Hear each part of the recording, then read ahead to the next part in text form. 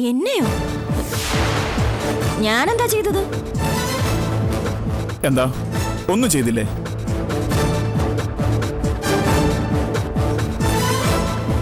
ഏയ്, ഞാനൊന്നും.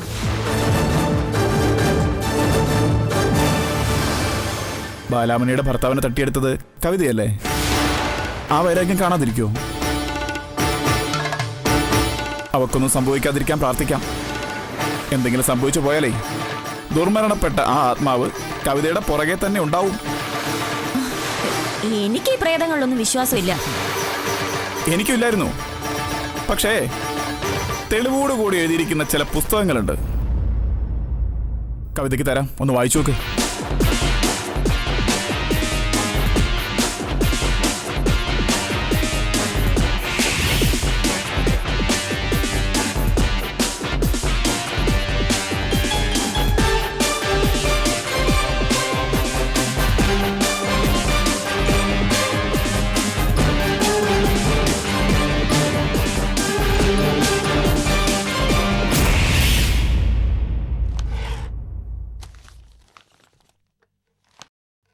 അരവിന്ദേട്ടാ, എന്നെ ഇവിടെ ആർക്കും വേണ്ട.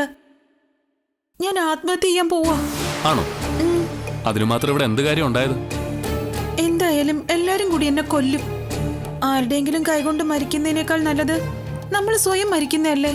തീർച്ചയായും. അപ്പൊ എന്നായിരിക്കും ആത്മഹത്യ? എങ്ങനെയായിരിക്കും? ഇനി ഞാൻ എന്തെങ്കിലും സൗകര്യം ചെയ്തു തരണോ? വല്ല കയറോ വിഷോ എന്തെങ്കിലും വേണമെങ്കിൽ പറഞ്ഞാൽ മതി. കളിയാക്കല്ലേ. മനസ്സ് മടുത്തിരിക്കുന്ന ഒരാളെ ആശ്വസിപ്പിക്കുക വേണ്ടത്.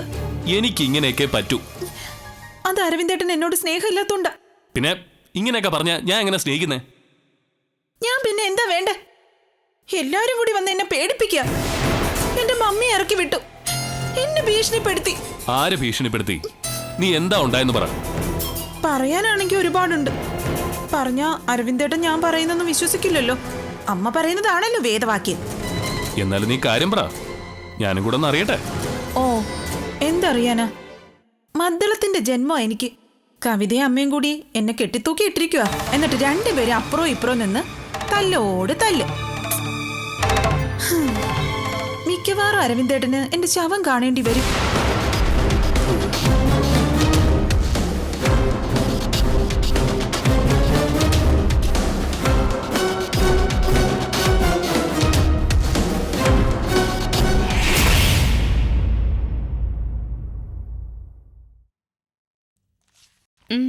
അച്ഛൻ പത്രം വായിച്ചില്ല? ആ, ഞാൻ വായിച്ചോളാം. രാവിലെ പത്രം കിട്ടിയില്ലെങ്കിൽ ബഹളം വെക്കുന്ന ആളാ. ബഹളം വെച്ചാൽ അത് കേൾക്കാൻ ആളുണ്ടാവണ്ടേ? എന്തിനാ അച്ഛാ എന്നെ ഇങ്ങനെ ശിക്ഷിക്കുന്നത്? ഞാൻ അച്ഛനൊരു ബാധ്യതയായോ? ഞാനല്ലേ നിനക്ക് ബാധ്യതയായത്? വയസ്സ് എന്ന ഒരു കിളവൻ. ഞാൻ പറയുന്നത് അനുസരിക്കേണ്ട കാര്യം എന്താ? പ്രത്യേകിച്ചും സ്വന്തമായി വരുമാനവും സൗകര്യവും ഒക്കെ ഉള്ള ഒരു മോള്.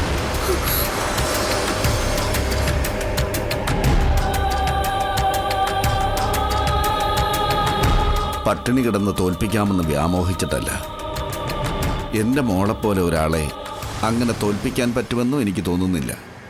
പക്ഷേ ഒരപേക്ഷയേ ഉള്ളൂ, മനഃപൂർവ്വം അച്ഛനെ തോൽപ്പിക്കരുത്.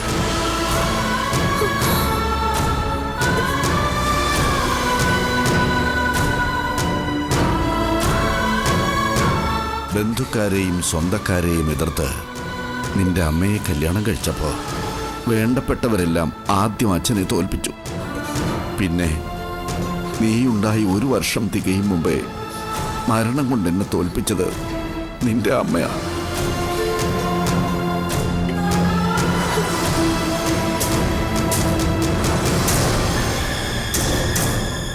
ആ തോൽവിയും കൊണ്ട് നടന്നത് 10-26 വർഷമാണ്. എന്നുവെച്ചാ അനുസരിക്കാൻ കൂട്ടാക്കാതെ എൻ്റെ മുന്നിൽ നിൽക്കുന്ന നിന്റെ ഈ പ്രായം. ഇനി അപേക്ഷിക്കുക, നീയും കൂടി ഈ അച്ഛനെ തോൽപ്പിക്കരുത്.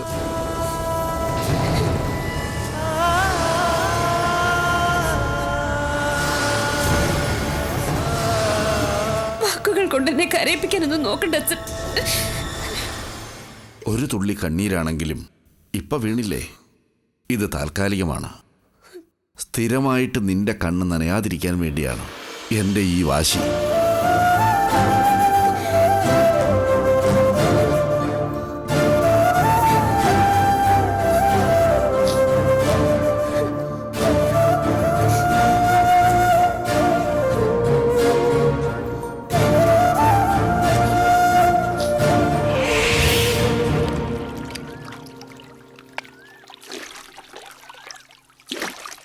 നീ ഇന്നെന്താ വരാൻ വൈകിയേ? വരാൻ വൈകിയോ? ഞാനോ? ഇല്ലല്ലോ. ആര് പറഞ്ഞു? അരമണിക്കൂറോളം വൈകി. ഓ, അരമണിക്കൂറെന്ന് പറയുന്നത് ഇത്ര വലിയ സമയമാണോ? നിനക്കത് വലിയ സമയമല്ലായിരിക്കും, പക്ഷെ ഞങ്ങൾക്കത് വലിയ കാര്യ. കൊച്ചിന് കൃത്യസമയത്ത് മരുന്ന് കൊടുക്കണം, അതും ആഹാരത്തിന് ശേഷം. ചായ കുടിക്കാതെ എങ്ങനെയാ? നിനക്ക് സമയമല്ല, ഞങ്ങൾക്ക് വലിയ കാര്യമാണെന്നോ? ഓഹോ, അപ്പൊ ഞങ്ങൾക്ക് നിങ്ങൾക്കെന്നൊക്കെ ആയി അല്ലേ? ഞാനിപ്പോ അന്യായി. അതല്ലടി, കൊച്ചിന് മരുന്ന് കൊടുത്തില്ലെങ്കിൽ ബാലാമണി ആകെ ടെൻഷനിലാവും. അവള് പറയുന്നതിലും കാര്യമില്ലേ? പിന്നില്ലേ, അവള് പറയുന്നതിലല്ലേ കാര്യമുള്ളൂ. എന്റെ ലച്ചുവേച്ചി, നിങ്ങളൊക്കെ ഇങ്ങനെ കണ്ണി ചോരയില്ലാതെ മാറിപ്പോയല്ലോ. ഞാൻ എന്തൊക്കെ സഹായം ചെയ്തിട്ടുള്ള വീടാ ഇത്? നീയോ? നീ എന്ത് സഹായം ചെയ്തു? ഹാ, നിങ്ങൾ തന്നെ ഇത് ചോദിക്കണം. ആണ്ടോടാണ്ട് ചാണകപ്പൊടി എത്രയാ ഞാൻ നിങ്ങൾക്ക് നാട്ടുവിലയെന്നും 5 രൂപ താഴ്ത്തി തരുന്നത്? ചില മാസങ്ങളിൽ കോഴിമുട്ട ഞാൻ വെറുതെ തന്നിട്ടില്ലേ? അതെ, കോഴിമുട്ട കൂടുതൽ കഴിക്കേണ്ടെന്നാ ബാലാമണിയുടെ അഭിപ്രായം. കാടമുട്ട എത്ര നല്ലത്. എന്ത് പറഞ്ഞാലും ഒരു ബാലാമണി, അവള് നിങ്ങൾക്ക് എന്തോ കൈവശം തന്നിട്ടുണ്ട്. കൈവശമൊന്നും അല്ല മോളെ, മനസ്സ് നന്നായിരിക്കണം. അവള് വന്നതിന് ശേഷം ഇവിടെ എന്തെല്ലാം നല്ല കാര്യങ്ങളുണ്ടായി. കൊച്ചിപ്പോ എപ്പോഴും സന്തോഷമായിട്ടായിരിക്കുന്നത്.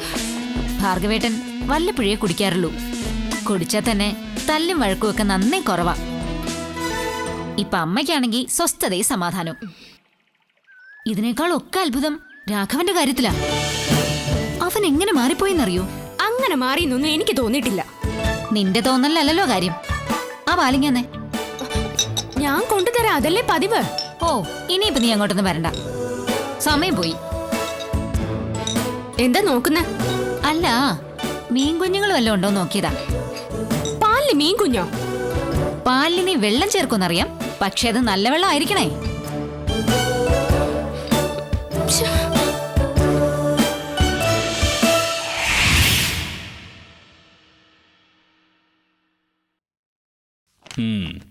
ഈ ഭദ്ര എന്ന് പറയുന്നത് ഗുരുവായൂർ ടെമ്പിൾ റോഡിന് വടക്ക് ഭാഗത്ത് പോസ്റ്റ് ഓഫീസ് ജംഗ്ഷൻ അപ്പുറത്തായിരുന്നു താമസം, അല്ലേ? അത് പക്ഷേ വാസൂട്ടിയുടെ വീടായിരുന്നു. വാസൂട്ടി ഈ ഭദ്രയുടെ ഭർത്താവ് അല്ലേ? അതെ, രണ്ടാമത്തെ ഭർത്താവ്. രണ്ടാമത്തെ മൂന്നാമത്തെ ഒന്നുമല്ല. ഈ ഭദ്ര ആരും കല്യാണം കഴിച്ചിട്ടില്ല. തന്റെ അമ്മാവൻ കുഞ്ഞുണ്ണി ആദ്യം കൂടെ താമസിച്ചു. അത് കഴിഞ്ഞ് അയാൾ മുങ്ങി. അങ്ങനെ മുങ്ങിയതൊന്നും അല്ല സർ, ആ സാഹചര്യത്തിൽ അങ്ങനെ. എന്ത് സാഹചര്യം? ഒരു പെണ്ണിനെ വയറ്റിലാക്കിയിട്ട് കടന്നളയുന്നത് മുങ്ങലല്ലാതെ പിന്നെ എന്താ?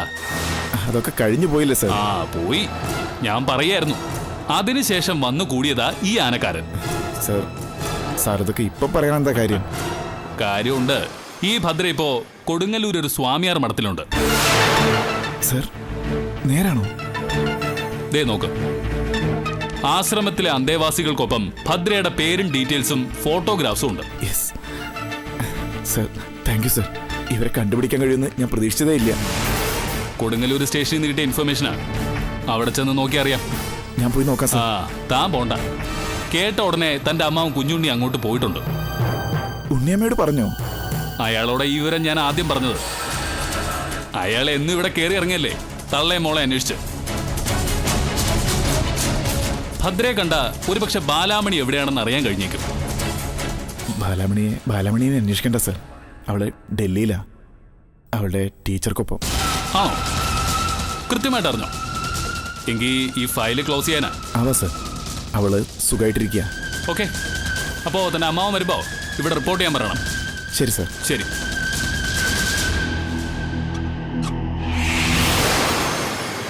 താങ്കൾ പറയുന്ന ഈ ഭദ്ര കഴിഞ്ഞ 2 മാസമായി ഈ ആശ്രമത്തിലെ അന്തേവാസിയായിരുന്നു. ഒരാഴ്ചയായിട്ടുള്ളൂ ഇവിടുന്ന് പോയിട്ട്. എങ്ങോട്ട് പോയി? അതറിയില്ല. ആരോടും പറയാതെയാ പോയത്. തിരിച്ചു വരുമെന്ന് കരുതി ഇതുവരെ കാത്തു. ഇനിയും പ്രതീക്ഷയുണ്ട്. താങ്കളുടെ ആരാ ഈ ഭദ്ര? എന്റെ മോളുടെ അമ്മയാ. ആണോ? ഒരു മോളുണ്ടെന്നല്ലാതെ ഭർത്താവിന്റെ കാര്യം ഒന്നും പറഞ്ഞിട്ടില്ല. പറയില്ല. എന്റെ മാന്യതയ്ക്ക് കളങ്കം വരുത്തുന്ന ഒന്നും ഭദ്ര പറയില്ല. അവളെയും കുഞ്ഞിനെ ഉപേക്ഷിച്ച് ശാന്തി തേടി അലഞ്ഞൊരു വിഡ്ഢിയാ ഞാൻ. എനിക്കൊരു സംശയമുണ്ട്. ഒരിക്കൽ ഭദ്രയെ തിരക്കി ഒരു വാസൂട്ടി ഇവിടെ വന്നിരുന്നു. ഏതാണ്ടൊരു മതം പിടിച്ച ആനയെപ്പോലെ വന്ന് ബഹളം ഉണ്ടാക്കിയപ്പോൾ പോലീസിൽ അറിയിക്കുമെന്ന് ഭീഷണിപ്പെടുത്തേണ്ടി വന്നു. അങ്ങനെയാ മടങ്ങിപ്പോയത്. അതിനുശേഷമാ ഭദ്ര ഇവിടുന്ന് പോയത്. ഇനി അയാളുടെ കയ്യിൽ ചെന്നെങ്ങാനും പെട്ടോ ആവും.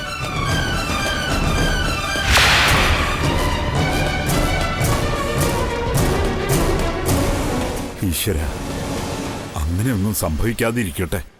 ഏയ്, ആ കുട്ടി തിരികെ വരും. ഭഗവാൻ അറിയാതെ ഒന്നും നടക്കുന്നില്ലല്ലോ ഭൂമിയിൽ. ധൈര്യമായിരിക്കുക. എന്റെ നമ്പറും വിലാസവും ഒക്കെ അകത്ത് ഓഫീസിൽ കൊടുത്തിട്ടുണ്ട്. എന്തെങ്കിലും വിവരം കിട്ടി എന്നെ അറിയിക്കണം. തീർച്ചയായും. ഒരു ജീവിതത്തിന്റെ കാര്യമല്ലേ, ഉപേക്ഷ വിചാരിക്കില്ല.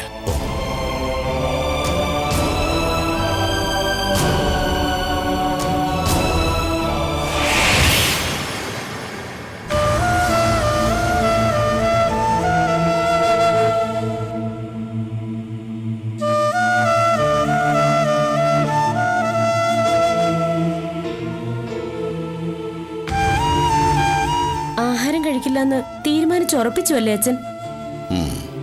നിന്റെ അച്ഛനല്ലേ ഞാൻ. തീരുമാനം മാറ്റാൻ എനിക്കും മനസ്സില്ല. വേണ്ട, തൽക്കാലം ആഹാരം കഴിക്കണ്ട. പക്ഷേ ഈ വെള്ളം കുടിക്കാലോ. എനിക്ക് വേണ്ട. ഇത് ആഹാരമല്ല, ഗ്ലൂക്കോസാ, ലൈക്ക് മെഡിസിൻ. എനിക്ക് മരുന്നൊന്നും വേണ്ട. നീ നിന്റെ തീരുമാനം മാറ്റിയില്ലെങ്കിൽ ഞാനിവിടെ ഇങ്ങനെ കിടക്കും. ഇത് അച്ഛനും മകളും തമ്മിലുള്ള പ്രശ്നമല്ല, ഒരു ജീവന്റെ കാര്യമാ. അതെ, ഞാൻ അച്ഛനോട് വീണ്ടും പറയാ, BP താണാലോ ഷുഗർ ലെവൽ താണാലോ അച്ഛൻ അൺകോൺഷ്യസ് ആയി പോവും. അൺകോൺഷ്യസ് അല്ല, ഒരു നാച്ചുറൽ ഡെത്താണ് ഞാൻ പ്രതീക്ഷിക്കുന്നത്. അങ്ങനെ ഒരു മരണത്തിന് ആരെയും വിട്ടുകൊടുക്കാൻ പറ്റില്ല. Because I am a doctor. നീ ഡോക്ടർ ആകുന്നതിന് മുമ്പ് എൻ്റെ മകളാ. കാര്യങ്ങൾ തീരുമാനിക്കേണ്ടത് നീയല്ല, ഞാനാ. നിവൃത്തിയില്ലാതായ ഞാൻ ഗ്ലൂക്കോസ് ഇഞ്ചെക്ട് ചെയ്യേ. സൂചിയുമായിട്ട് നീങ്ങി വാ. നല്ല റൂൾ തടി എടുത്ത് ഞാൻ തരും. ഇതിങ്ങനെ വിട്ടാ പറ്റില്ല. ഞാനേ പോലീസിൽ ഇത് അറിയിക്കാൻ പോവാ. പോലീസ് വരട്ടെ. പോലീസ് വന്നാൽ ഞാൻ പ്രസ് ക്ലബിൽ വെച്ച് വാർത്താ സമ്മേളനം നടത്തും. എന്തും പറഞ്ഞ്? ചാരിറ്റബിൾ സൊസൈറ്റിയുടെ പേരിൽ ആതുര സേവനം നടത്തുന്ന ഡോക്ടർ അഭിരാമി സ്വന്തം അച്ഛനെ പട്ടിണിക്കിട്ട് കൊല്ലാൻ നോക്കുന്നു എന്നും പറഞ്ഞ്. അച്ഛാ, വെറുതെ അനാവശ്യം പറയരുതേ. നീ എൻ്റെ അടുത്തുനിന്നൊന്ന് പോകാമോ? നിന്നെ കാണുന്നത് പോലും എനിക്കിപ്പോൾ ദേഷ്യമാ. ഇങ്ങനെയുണ്ടോ ഒരു അച്ഛൻ?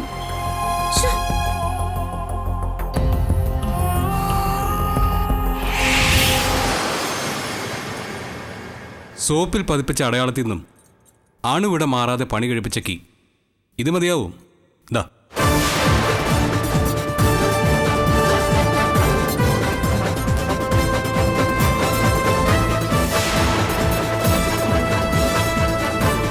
അഴകത്ത് തറവാട്ടിലെ നിധി പേടകത്തിന്റെ ഒറിജിനൽ മാറി നിൽക്കുന്ന ഡ്യൂപ്ലിക്കേറ്റ് കീ. ഇത് നമ്മുടെ സൗഭാഗ്യത്തിലേക്ക് തുറക്കുന്ന താക്കോലാവോ അനിയേട്ടാ? ആവണം. ആ സ്വർണം മുഴുവൻ കണ്ടപ്പോൾ മുതൽ എത്ര പ്രതീക്ഷകളാ എനിക്കെന്നറിയോ. ലോക്കർ തുറന്നാലും എല്ലാം കൂടെ എടുത്തുകൊണ്ട് വരുന്നത് റിസ്ക് അല്ലേ മോളെ? ഇപ്പൊ എടുക്കുന്നില്ല അനിയേട്ടാ. ലോക്കർ തുറന്ന് ഞാൻ സകലതിൻ്റെയും ഫോട്ടോ എടുത്തുകൊണ്ട് വരും. എന്നിട്ട് അതേപോലത്തെ മുക്കുപണ്ടങ്ങൾ ഉണ്ടാക്കും. അത് കൊണ്ടുവന്ന് അവിടെ വയ്ക്കും. എന്നിട്ട് ഒറിജിനൽ എടുക്കും. അപ്പോ ഒറ്റ തവണ കൊണ്ട് പണി കഴിയും. തടസ്സം അവളായിരിക്കും, ആ മൈഥിലി. ആ പണ്ടാരം പിടിച്ച പെണ്ണിന് 10 കണ്ണും 20 ചെവിയുമാ. അവൾക്ക് വല്ല വിഷവും കലക്കി കൊടുത്ത് കൊല്ലണം. എങ്ങനെയാ ആരും അറിയാതെ ഇതൊക്കെ ചെയ്യുന്നെന്ന്? ചെയ്യും. നിവർത്തിയില്ലെങ്കിൽ കഴിഞ്ഞ തവണത്തെ പോലെ എല്ലാവർക്കും ഉറക്ക ഗുളിക കലക്കി കൊടുക്കും ഞാൻ. ആ കുടുംബം മൊത്തം കലക്കാൻ എന്താ വഴിയെന്നാ ഞാൻ ആലോചിക്കുന്നത്. അനന്തുവിനെ വീട്ടുകാരിൽ നിന്നും അകറ്റി ഒറ്റപ്പെടുത്തണം. ആനന്ദുമായിട്ട് വല്ല വഴക്കും ഉണ്ടായ രണ്ടും കൂടി തമ്മി തല്ലി ചത്തേനെ. തള്ളയുടെ കാര്യം പിന്നെ ഈസിയാ. വയസ്സുകാലത്ത് ഞാൻ അവരെ പോലീസും കോടതിയും ജയിലുമായിട്ട് നടത്തിക്കും. സാമൂദ്രികപ്പെട്ട് ഒരു 10 എണ്ണം വാങ്ങിച്ചു വച്ചു അനിയേട്ടാ. അഭിഷേകം ചെയ്ത് ആട്ടുകട്ടിലിൽ കയറിയിരിക്കും ഞാൻ, അഴകത്തമ്മയായിട്ട്.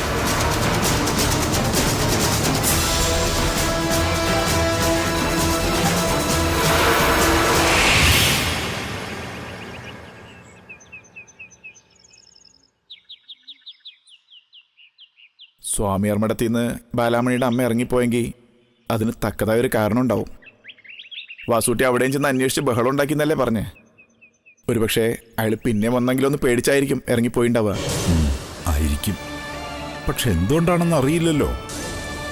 അത് അറിയാൻ എന്താ വഴിയുന്നാ? ഉണ്ണിയമ്മേ, ഈ വാസൂട്ടി ഇപ്പം എവിടെ ഉണ്ടെന്നറിയോ? ഇല്ല. അയാൾ ആനപ്പണിയൊക്കെ നിർത്തിയെന്ന് കേട്ടു. എവിടെയാണെന്ന് ആർക്കും അറിയില്ല. നമുക്ക് അയാളൊന്ന് അന്വേഷിക്കും ഉണ്ണിയമ്മേ. ചിലപ്പോൾ അയാൾക്ക് അറിയായിരിക്കും ബാലാമണിയുടെ അമ്മ എവിടെയുണ്ടെന്ന്.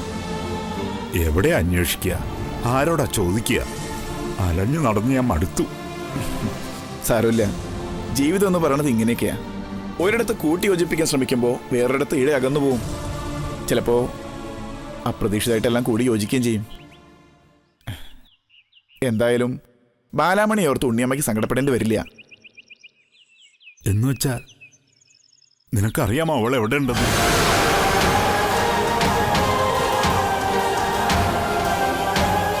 അറിയാം.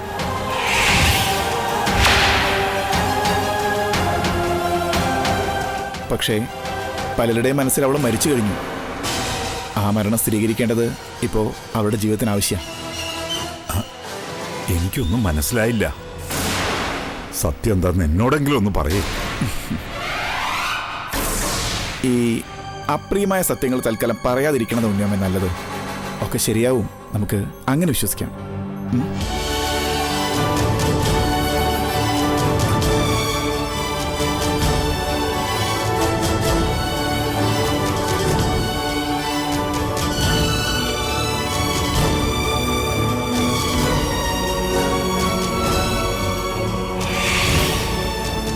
തമ്പി സാറെന്താ ഇങ്ങനെ സ്വയം പീഡിപ്പിച്ചാണോ മോളോട് വാശി തീർക്കുന്നത്? ഇത്രയും അറിവും വിവരമൊക്കെയുള്ള നമ്മളിങ്ങനെ തുടങ്ങിയാലോ? ഇത് അറിവിൻ്റെയും വിവരത്തിൻ്റെയും ഒന്നും കാര്യമല്ല കാർത്തിക്. ഒരച്ഛൻ്റെ മാനസിക പ്രയാസങ്ങളാ. നമുക്ക് എത്ര വിവരമുണ്ടെങ്കിലും മക്കളുടെ ഭാവിക്ക് മുന്നിൽ പലപ്പോഴും നോക്കുകുത്തികളായി പോകും.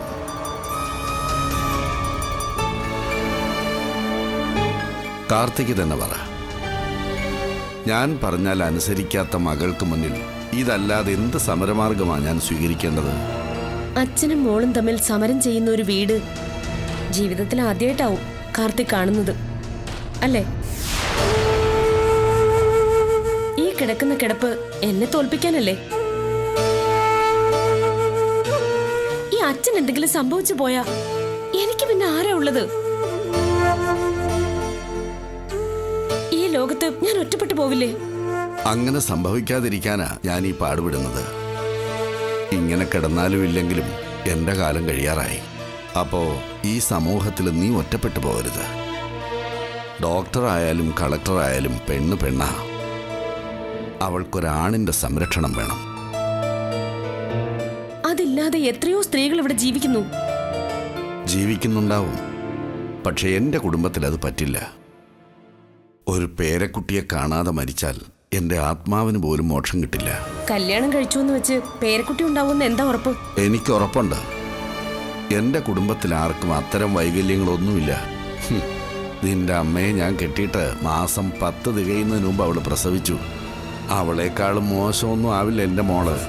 കഞ്ഞിയും വെള്ളം കഴിക്കുന്നില്ലെങ്കിലും നാക്കിന് ഒരു ലൈസൻസും ഇല്ല. എന്തിനാ ലൈസൻസ്? മനുഷ്യൻ്റെ ശാരീരിക അവസ്ഥകൾ കൃത്യമായിട്ട് അറിയാവുന്ന ഒരു ഡോക്ടറാണ് നീ. നിനക്ക് ജനറ്റിക് പ്രോബ്ലംസ് ഉണ്ടോയെന്നറിയാൻ കണിയാനെ വിളിച്ച് കവടി നിരത്തേണ്ട കാര്യമൊന്നുമില്ലല്ലോ. എനിക്ക് എന്തായാലും തൽക്കാലം ഇങ്ങനെ ജീവിക്കാനാ ഇഷ്ടം. ആയിക്കോ. മേലാൽ എൻ്റെ കാര്യം അന്വേഷിക്കാൻ വരരുത്. ഞാനിവിടെ കിടന്നോളാം. എന്തൊരു കഷ്ടമാ ചെയ്ത്. അതെ, രണ്ടുപേരും പറഞ്ഞു വഴക്കാവണ്ട. ഇങ്ങനെ പറഞ്ഞുകൊണ്ടിരുന്നാൽ ഒരു സൊല്യൂഷൻ ഉണ്ടാവുകയില്ല. ഞാൻ എന്ത് ചെയ്യണം? നീ കല്യാണം കഴിക്കണം. എനിക്ക് മനസ്സില്ല. അതെനിക്കറിയാം. മനസ്സിന്റെ സ്ഥാനത്ത് കരിങ്ങലാണ് നിനക്ക്. അഭിരാമി, ഒന്നിങ്ങ് വന്ന് വാ.